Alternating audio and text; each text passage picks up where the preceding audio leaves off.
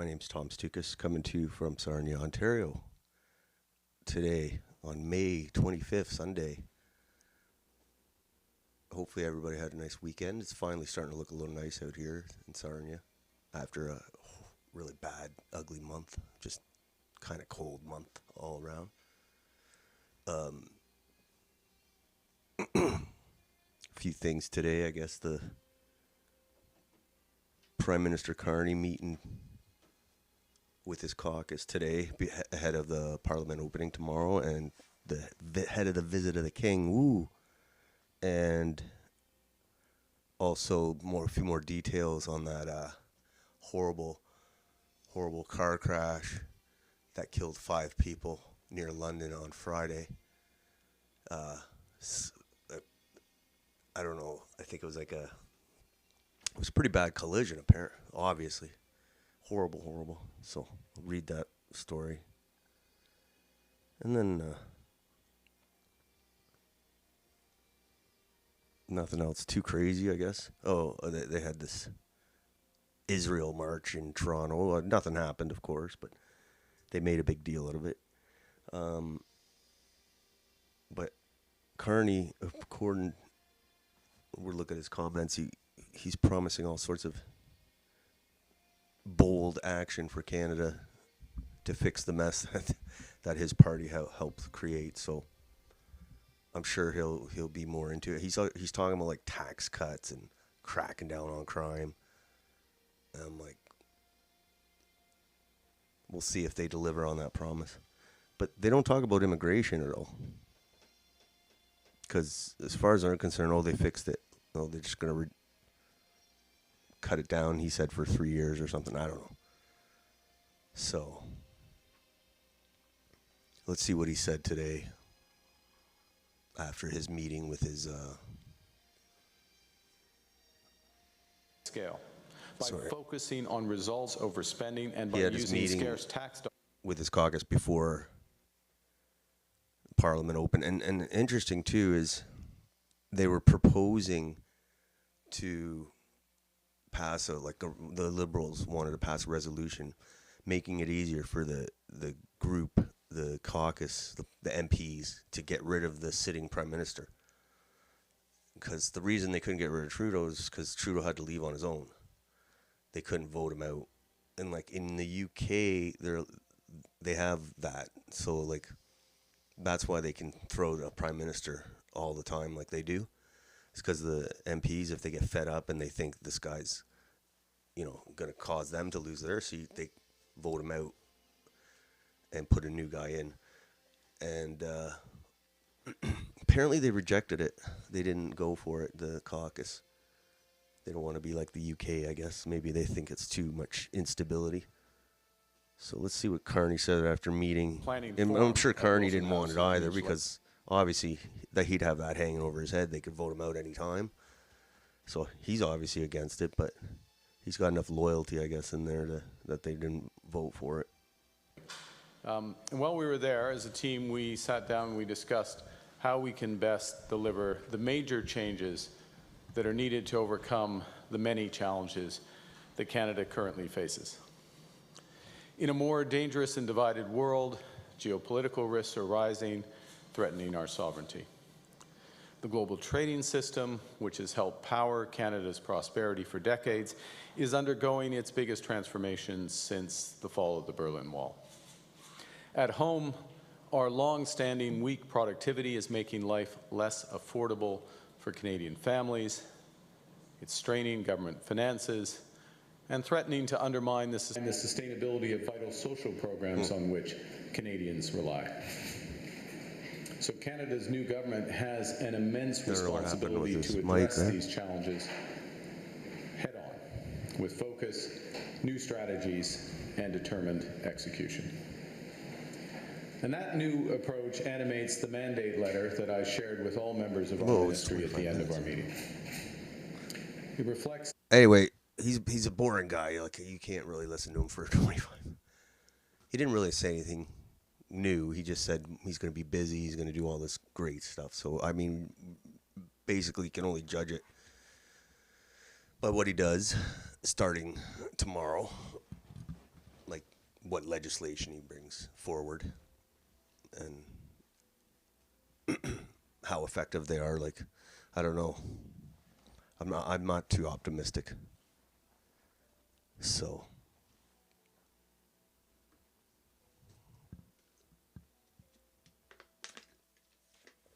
but he's so boring. You just fall asleep. You just don't even want to listen to him. So let's go to the day's events here. So one of his first challenges, Carney's, would be to smooth things over with Alberta. And, like, if the economy's, you know, the way the Canadian economy is going right now, unless he's got to reverse things. And also he's got to repair things with Alberta. So see if he can stop the Alberta separatist train. But Danielle Smith put out an interesting post today, or yesterday, saying there's promising talk by the federal government this past week. Now let's see some actions.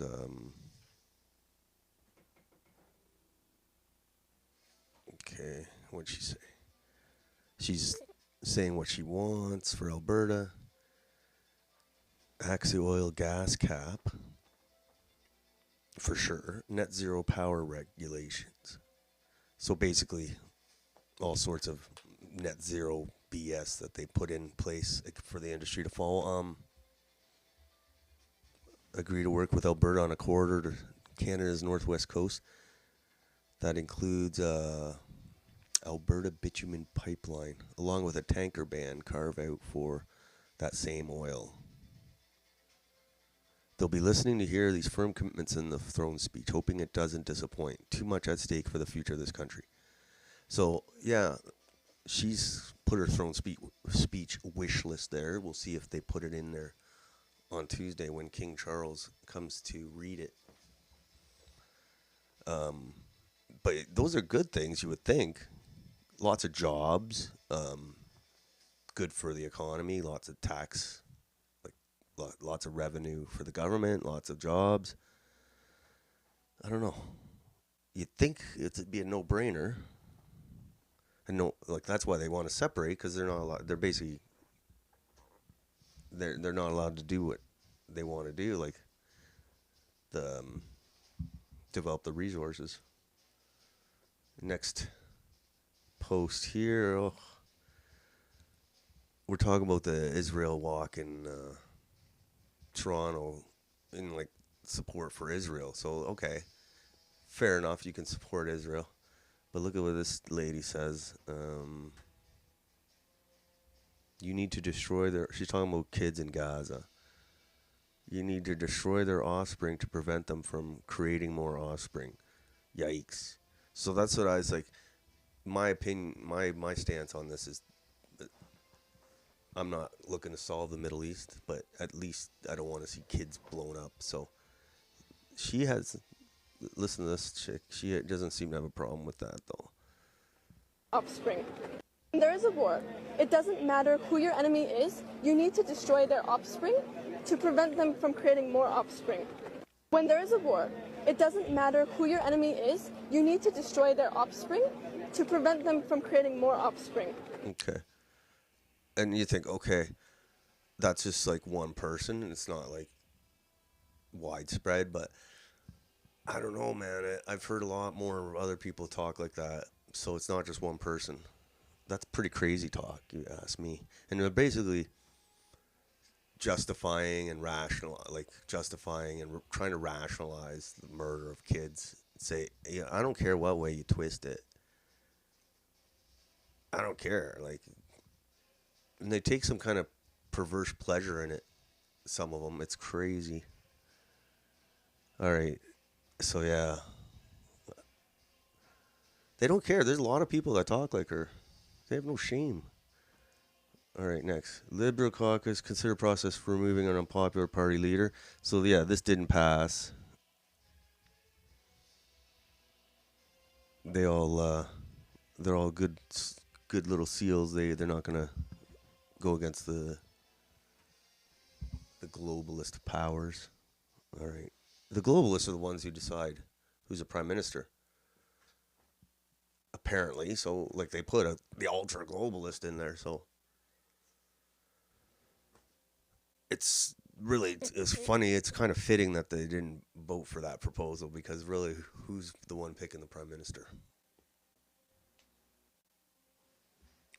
So, no, yet another slap in the face. I mean, and Parliament's been closed for 6 months too. Like, you know, just such a disconnect from reality. These guys. The next post. This is good. Original Sin. President Biden's decline, its cover-up, and his disastrous choice to run again. And it's a book by Jake Tapper and Alex Thompson. So, yeah, this book just is coming out now.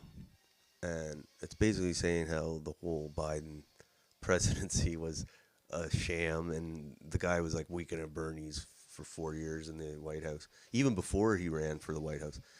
And yeah, I knew it. I knew it before the election in 2020.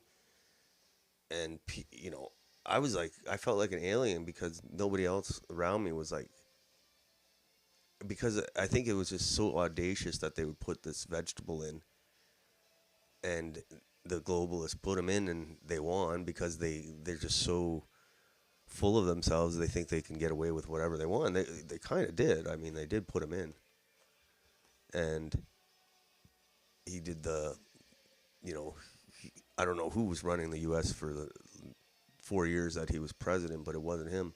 According to this book, it's a crazy book. It's going to be a lot of questions for people who misled the public on this. This is like right up there with the Soviet Union, you know, when they lie about their leaders' health. This is worse almost. And I said, people thought I was a crazy person when I said in 2020 the election was stolen and Joe Biden had the mental capacity of a potato, but the truth always comes out eventually.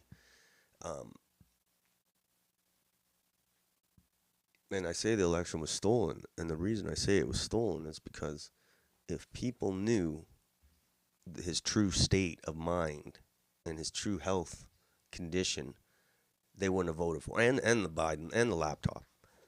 But if they had an understanding of how bad shape he was in, Trump would have gotten reelected easily.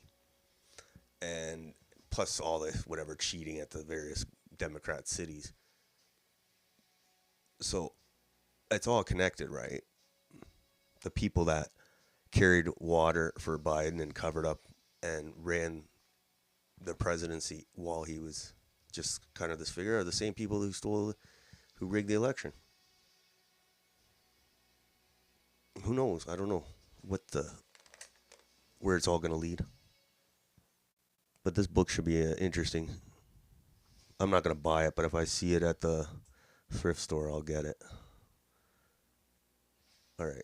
So there's a thing. Parliament returning after 6 months away will look different as usual. So, yeah, we'll look different than usual. I don't know why. So 6 months of not sitting in the House. Well, they had you believe we were in the biggest crisis of our lifetime. The real crisis is Canadians who keep falling for the Liberals' fear-mongering and propaganda. Yes, it is. It's ridiculous. It's ridiculous. 6 months. So Parliament, apparently, they don't have much respect for it because they should be there like more than... they shouldn't have been gone for 6 months, that's for sure. All right, next. I don't know. There's our king, the king of Canada. I don't know. It's probably an AI picture, but I thought it was a cool picture. And I said, pipe down, peasants. That's what he's going to come tell. He's going to come tell us. We'll see how his health is holding up. Look at him. Pipe down. The king is coming. And then here we're talking about Biden. This is a funny and kind of sad cartoon. And this is actually the case was the son and Hunter and the wife were the ones really running the access to him.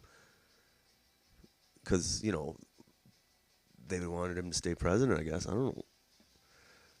Get your butt out there and read exactly what's on that teleprompter.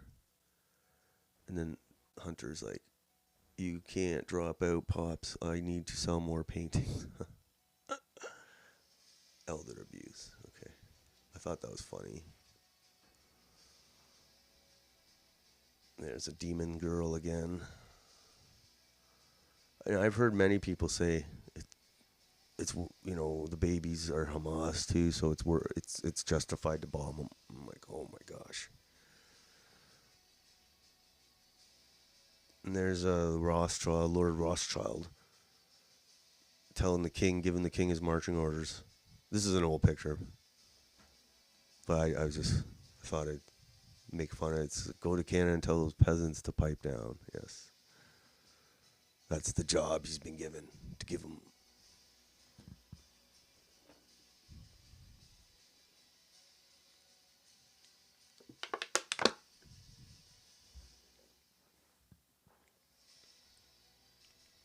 And then the next. Again, they're talking about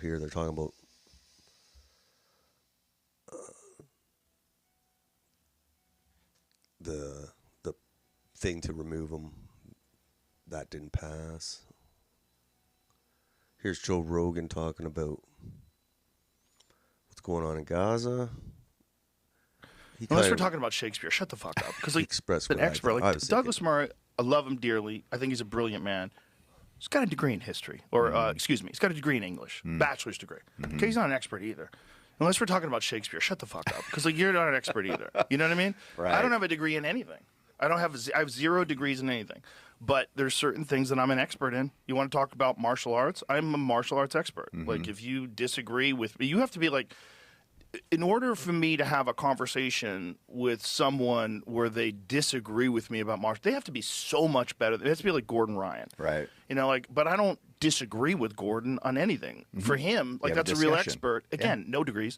That's a real expert. I would just ask questions like, what do you do in this situation? What's the benefit of this versus that? And so you talk about it. With these political issues, they're such a third rail. It's such a fucking dangerous subject that people have like a group that they belong with, and then that group will support them if they go out and say these ideas, and then the other people have another group, and then this person's a representative of one group, and they want to duke it out with the rep. Any reasonable person would look at Gaza and go, this seems kind of excessive. This seems kind of fucking crazy. Right. It seems kind of crazy that 70,000 people or whatever it is are dead, including women and children. Like, this is the only way to do it? Really? Yeah. Any reasonable person, that doesn't make you anti-Semitic. It doesn't make you anti-Zionist. It doesn't make you anything. It just doesn't make you pro-Hamas. No, it could be pro-human. Yeah, human beings. I don't think humans should be murdered. Yeah. That sounds so reasonable. But the thing is, we never got into that. Yeah. Because the conversation, tactically, he entered into the conversation as, because he doesn't have really a defensible position. It's very hard to say this is the only way to do it. Yeah. So what do you say? You say you need better experts. You shouldn't be talking to this person. You should be doing this. You should be doing that. Like, why don't you have this? You've never been there. You should go there. Like, bitch, I am not going there. What the fuck are you talking about? You're not even going to Brazil for another UFC fight. Yeah, exactly. Or I don't go to Canada. Yeah, So I thought that clip was interesting because it kind of echoes my view. It's very excessive. And it's pretty bad that you get called names for saying what's very obvious. Next. I like this one. Question of the day is elbows up peak retard for Canada or have yet to go full retard? And we thought it's a good question because we thought when the COVID hit, that was it. That was the peak. But then they showed it can still be done. We'll see. I think we still have room to grow. Here's a good thing. I thought this was funny.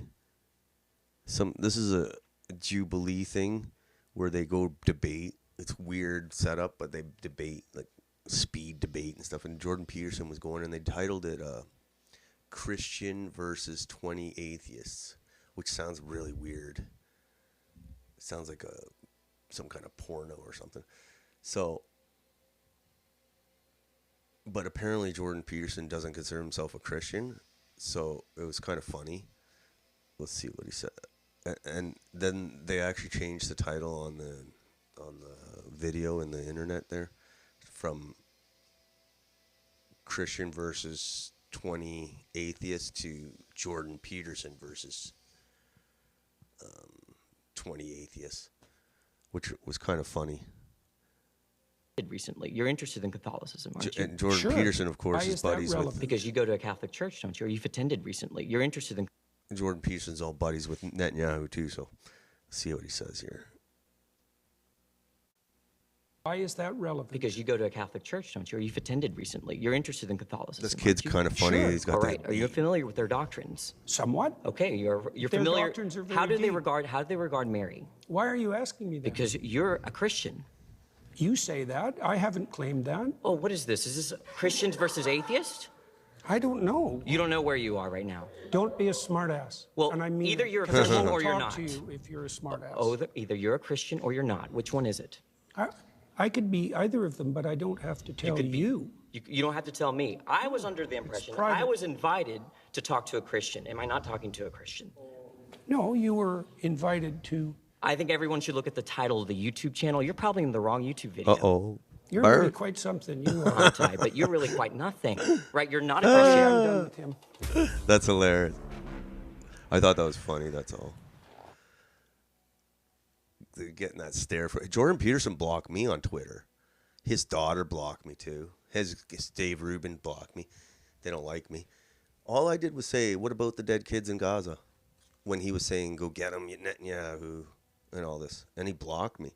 So I lost a lot of respect for him. But here he's getting kind of manhandled by some little punk. He can't say he's a Christian. But he acts like he talks about the Bible and everything. All that's crazy shit. I like how Greg Wycliffe's... I'm starting to think Jordan Peterson might not be a great spokesperson for Christianity, guys. He is. So, Liberal MPs, a bunch of cowards. Yes, Liberal caucus chair James Maloney says party MPs have voted against adopting a formal process to eject their leader should the need arise. So, like I said, in the UK they have this where they can mutiny on the leader. It's kind of fun to see it, and obviously it would have been used on Trudeau, but you know, we're kind of boring here in Canada. We don't want that kind of drama, apparently. And I saw this post. I had family gathering last night when COVID came up. Nearly everyone said they regret taking the vaccine. Many people regret taking it. No one regrets not taking it. Yeah, they're still talking about the COVID stuff. But, yeah, I'm glad I didn't take it, that's for sure. All right. But, yeah, I don't see too many people say, I'm glad, I'm so happy I took it. It's kind of weird. And here is the latest on this horrible, horrible car crash that killed a teacher and 4 students near London, Ontario. So we found out some more details today. The names, and kind of got pictures here of the victims and kind of some details of the accident. Let's read what this says here. 2 teacher students killed in crash identified. It's really horrible. It's horrible, horrible. His parents don't deserve, the family doesn't deserve this. Okay. SUV driven by a high school teacher and carrying 4 teenage girls collided, so it was a collision, with a tractor trailer at the intersection of Cobble Hills Road and Thorndale Road. So it was a collision. Obviously, it was a serious collision because it totally killed everybody in that car. So it's kind of reminds of that collision with the bus and the tractor trailer in Saskatchewan, because like just the mangled death, same idea. Horrible, horrible, horrible. All five occupants of the SUV died. They were on their way home to Walkerton from a school softball tournament in Dorchester. OPP have not released the name of the victims, but CCTV News has confirmed their names and photos through friends. The police are being awfully quiet with a lot of these details. Like, I guess the names of the victims takes a little time. I get that. But this is a very serious case, so, you think the police have to be on top of this because people want to know what's going on, right? OPP have not released the names of the victims, but okay. The teacher has been identified as Matt Eckert, beloved school coach, and an assistant coach with the Owen Sound Junior B North Stars lacrosse club. How old is he? Oh, didn't say how old.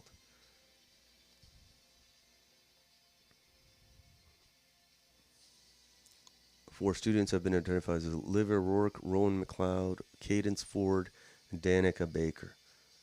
A candlelight vigil will be held Sunday. There's a candle right now. It's going on. I saw it on the news here.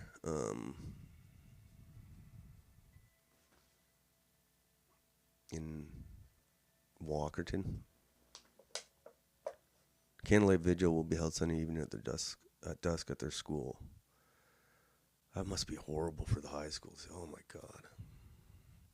Walkerton residents are being asked to consider placing sneakers on their front steps the weeks in honor of the students, teachers. There's the kids. So obviously there's zero details on. All it said it was a collision. It doesn't say anything about who the truck driver or anything. So we're still waiting for details as to what the hell happened.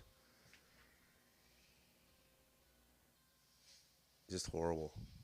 It seems like there's lots of car accidents on the roads these days. I don't know. Maybe it's just me. It's just horrible.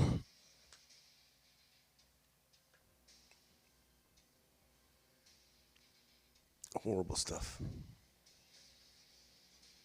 So hopefully that we don't see any more accidents like that. Hopefully that was just a fluke. Horrible stuff.